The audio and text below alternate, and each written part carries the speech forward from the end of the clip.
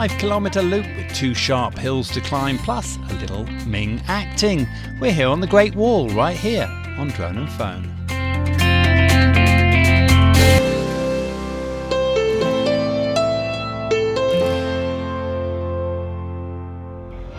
Well, welcome to the 7th episode of our Great Wall adventure. I'm here with Andy today. Andy, we're going to do a loop around. It's about 8k. Let me just show you here. So we're going to go up this big steep one here. We're going to go all the way around, back down along that wall, cross the road, back up again, and then we come back to where we start. How do you feel about that? Well, it looks great until you see this first bit. Oh my goodness me, it looks absolutely brutal. Quite tough. Time to get going, Andy. Let's go. Come on.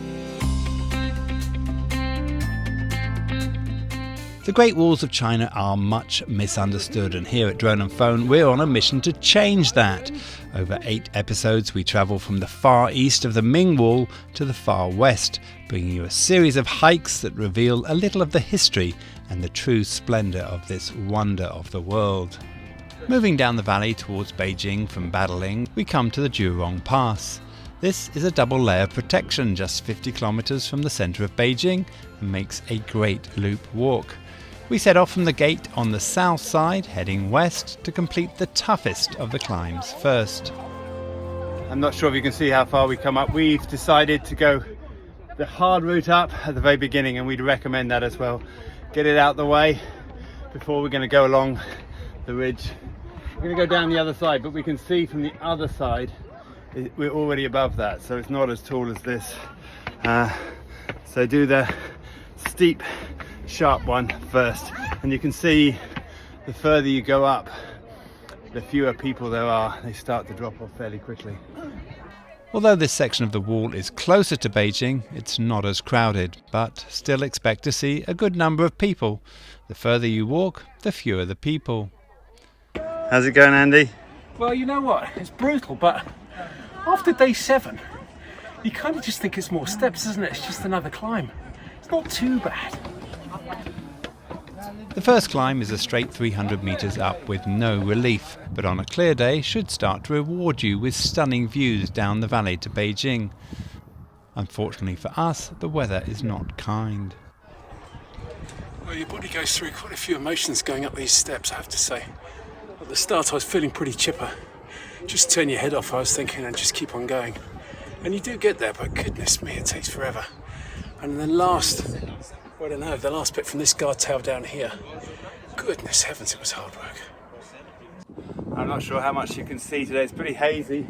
The original wall, the continuous wall should I say, is going on the other side of the valley, we reckon. So it's coming along the other side of the valley and it's going down here. And what we're on is an additional loop just specifically to defend this part of the pass as it comes down. This is a second layer of defence with Badaling just a bit further up the valley.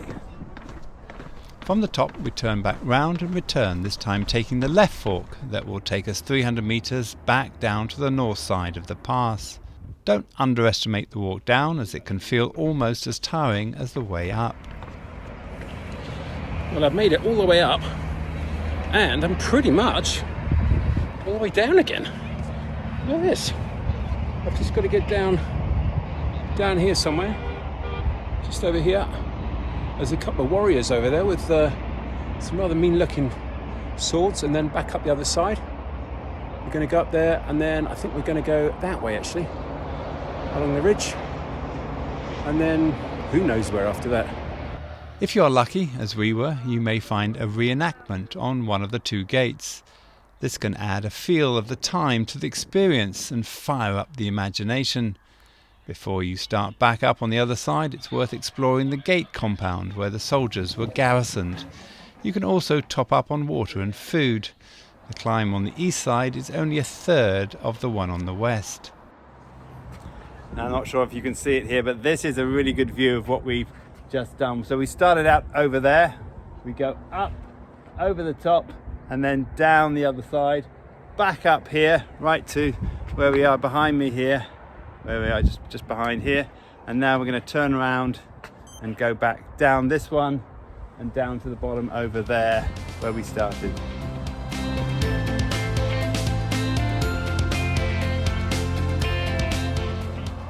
So it's only been about 3k, but it's been 600 meters of climb. Returning to the gate compound where we set off on the south side, we spend a little more time to explore before going to find our car. It's about 5 kilometres in total, 7 kilometres if, like us, you forget where you parked the car, but quite tough all the same. Well, that's the end of this episode. A short one, but not an easy one, eh, Andy? No, it's very short, but I absolutely love the way up there. The down one as well. There's lots of people on this side, but nobody coming down the other side. It's amazing. Yeah, I reckon we've climbed about 500 meters today. Now, if you want to find all of our other episodes on the Great Wall, you're going to find them on our website at droneandphone.com and also on our YouTube channel. But for now, my name's DJ. I'm Andy J. This is Drone and Phone.